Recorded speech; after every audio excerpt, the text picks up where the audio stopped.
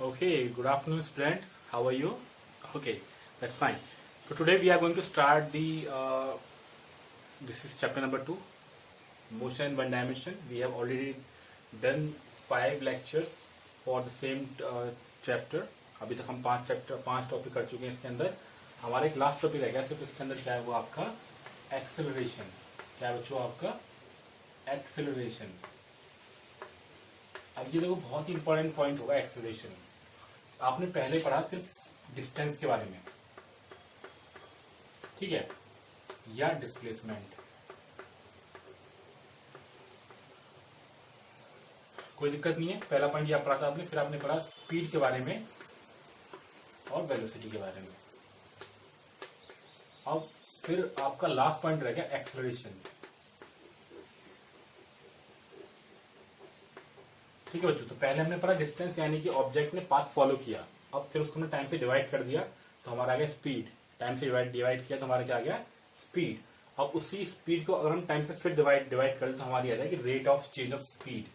क्या जाएगी rate of change of velocity. हमने वेलोसिटी क्यों बोला हमने, क्योंकि जो आपका जो ये है एक्सेलरेशन, ये एक वेक्टर क्वांटिटी होती है. ठीक है बच्चों, तो एक्सेलरेशन क्या होता है आपका rate of change of velocity. अगर हम इसको डिनोट करें ए से, तो ये इसका सिंबल हो जाएगा ए, और ये क्या आ जाएगा change in velocity upon change in time, delta we over delta T. हम इसको इस तरीके से प्रोनाउंस करेंगे कि एक्सेलरेशन एरो का मतलब है वेक्टर क्वांटिटी है, delta we upon delta T. That mean change in velocity upon time taken. Change in velocity, ठीक है बच्चों, अपॉन टाइम टेकन, यानी कितनी वेलोसिटी चेंज हो रही है, कितना टाइम लग रहा है, that is called the change in velocity upon time taken. ठीक है बच्चों, बहुत सिंपल सी बात बताई मैंने यहाँ पे, कोई दिक्कत नहीं होता रहे यहाँ पे. अब देखो, अब इसके भी 2 पार्ट होंगे, या फिर पहले इसका मतलब ही समझ लो. अब इसका मतलब क्या है कि आप इनिशियली चल रहे हो यहाँ से लेके यहाँ तक 0 से. इस समय आपकी वेलोसिटी 0 है. आपका जो पाथ है उसमें आपने कुछ स्टार्टिंग नहीं किया, फिर आप यहाँ पे आ गए. इस समय आपकी स्पीड हो गई 5 मीटर पर सेकेंड. फिर यहाँ पे स्पीड होगी आपकी 10 मीटर पर सेकेंड, और यहाँ पे स्पीड होगी आपकी 15 मीटर पर सेकेंड. यानी कि हर सेकेंड में आपकी स्पीड जो बढ़ती जा रही है. अगर आप यहाँ पे देखो चेंज इन वेलोसिटी, यानी अगर आप एक्सेलरेशन निकालो यहाँ पे, तो 5 माइनस 0, ठीक है, और क्योंकि पर सेकेंड आपकी, और टाइम मान लो आपका क्या है आपका t2 माइनस t1, मतलब यहाँ पे आपने 1 सेकेंड लगाया, 1 माइनस 0, तो 1 माइनस 0 आ गया, तो 5 अपॉन 1, यानी कि 5 मीटर पर सेकेंड स्क्वायर. ये इसकी यूनिट हो गई 5 मीटर पर सेकेंड स्क्वायर एसआई में. ठीक है बच्चों, तो ये आ गया आपका एक्सेलरेशन. क्या आ गया बच्चों आपका ये एक्सेलरेशन. कोई दिक्कत नहीं यहाँ पे. अभी 2 तरह का हो सकता है यहाँ पे, ठीक है. अगर मैं यहीं पे निकालू इन दोनों के बीच में कितना जाएगा चेंज इन वेलोसिटी, यानी delta we upon delta T.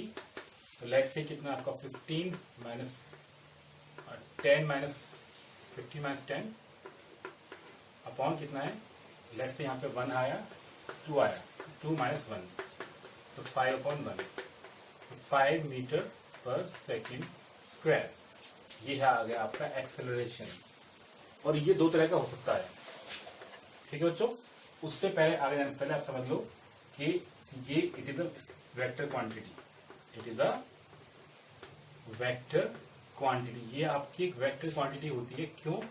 क्योंकि टाइम के साथ में, इसके साथ में हमेशा आपको डायरेक्शन दे रखी हो, क्योंकि ये डिपेंड करती है डिस्प्लेसमेंट पे, और डिस्प्लेसमेंट की आपकी एक वेक्टर क्वांटिटी है.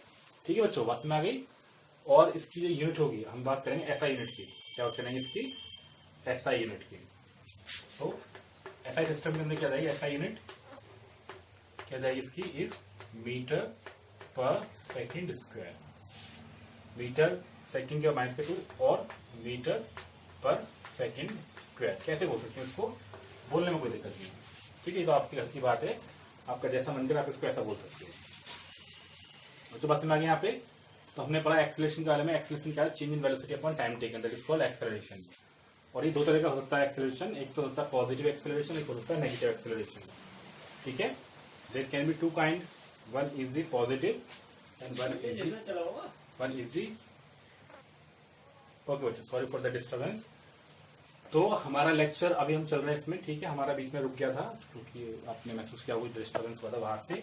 अभी हम क्या कंटिन्यू करते हैं, हम करते type of acceleration, type of acceleration.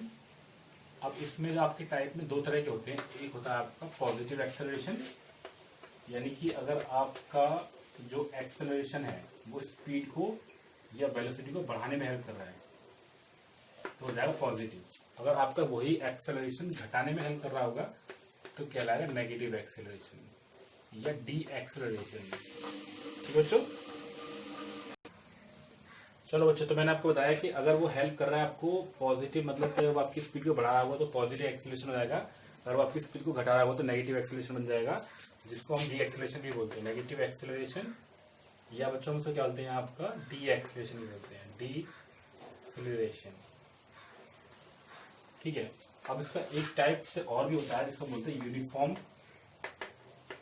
Acceleration. अगर आपने एक चीज नोटिस करी हो, मैंने आपको एग्जांपल दिया था अभी कि अगर किसी भी ऑब्जेक्ट की स्पीड बढ़ रही है यूनिफॉर्मली, स्पीड कैसे बढ़ रही है यूनिफॉर्मली, यानी यहाँ पे उसकी कितनी 5 मीटर पर सेकेंड थी, फिर यहाँ पे आपकी कितनी होगी 5 मीटर पर सेकेंड रह गई, फिर 5 मीटर पर सेकेंड रह गई, यानी कि यहाँ पे आपकी स्पीड कितनी 5 थी 10 हो गई और यहाँ 15 हो गई।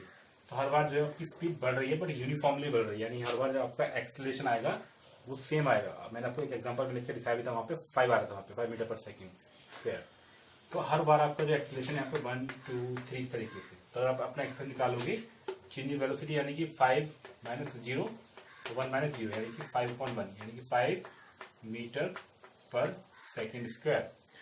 इस वाले में यहाँ निकालेंगे तो भी कितना आएगा आपका ए निकालेंगे तो 15 मतलब 10 माइनस 5 अपॉन 1 माइनस 0, तो फिर इससे आप कितना 5/1 यानी 5 मीटर पर सेकेंड स्क्वायर। यानी कि अगर आपका जो एक्सेलरेशन है वो नहीं चेंज हो रहा है, आपकी स्पीड बढ़ रही है बट यूनिफॉर्मली बढ़ रही है, that acceleration is called uniform acceleration. ठीक है, बस हमारे बच्चों यहाँ पे एक्सेलरेशन क्या मतलब क्या होता है कि जब ऑब्जेक्ट की स्पीड चेंज होती है या ऑब्जेक्ट की वेलोसिटी चेंज हो रही है यूनिफॉर्मली। यूनिफॉर्मली मतलब क्या है कि उसकी वेलोसिटी चेंज हो रही है equal time distance in equal time, मतलब equal change in velocity in equal time of interval. आपकी वेलोसिटी चेंज हो रही होती है। बच्चों एक चीज से कंफ्यूज मत होना कि अगर मैं कहीं पे स्पीड यूज कर रहा हूँ तो स्पीड और वेलोसिटी जो है उनमें सिर्फ यही अंतर होगा कि जो वेलोसिटी वो वेक्टर है लेकिन अगर हम बात करें मैग्नीट्यूड की तो मैग्नीट्यूड दोनों का सेम ही आएगा ऑलमोस्ट हर कंडीशन में, अगर आपको डायरेक्शन सेम दे रखी हुई तो। ओके बच्चों, चलिए, तो यूनिफॉर्म एक्सेलरेशन में क्या होता है, कोई भी ऑब्जेक्ट जो है अगर उसकी एक्सेलरेशन कांस्टेंट है, उसका एक्सेलरेशन चेंज नहीं हो रहा, एक्सेलरेशन तो है बट दैट इज कांस्टेंट, तो यूनिफॉर्म एक्सेलरेशन होगा। दूसरा वाला हमारा क्या हो जाएगा यहाँ पे वेरिएबल। दूसरा वाला कौन सा हो जाएगा, अगर एक्सेलरेशन बहुत तेजी से आप बाइक चला रहे हो, हाँ, तो आपने बाइक में एक बार आपने स्पीड को बहुत कम कर दिया, फिर बहुत धीरे कर दिया, फिर बहुत तेज कर दिया, तो जो आपका एक्सेलरेशन है वो कांस्टेंट नहीं है। इस बार आपका एक्सेलरेशन कौन सा होगा, वेरिएबल एक्सेलरेशन हो गया।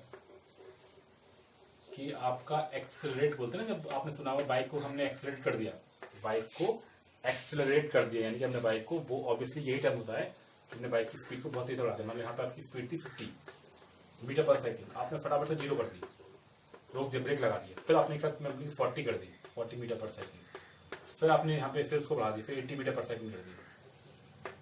तो हर बार क्या देखो आप यहाँ पे देखो तो ध्यान से, मान लो यहाँ पे आप टाइम लगा रहे हो, आपने 3 सेकंड लगाए, फिर आपने 2 सेकंड लगाए, फिर आपने 5 सेकंड लगाए, फिर आपने 6 सेकंड लगाए, हर बार आपकी जो एक्सेलरेशन की वैल्यू आ रही है वो डिफरेंट आती है, that is called the variable acceleration. When the object has the different value of acceleration different time of interval, that is called the variable acceleration. एक टर्म और रहेगा acceleration due to gravity, acceleration due to gravity, बच्चों जिसको बोलते हैं free fall.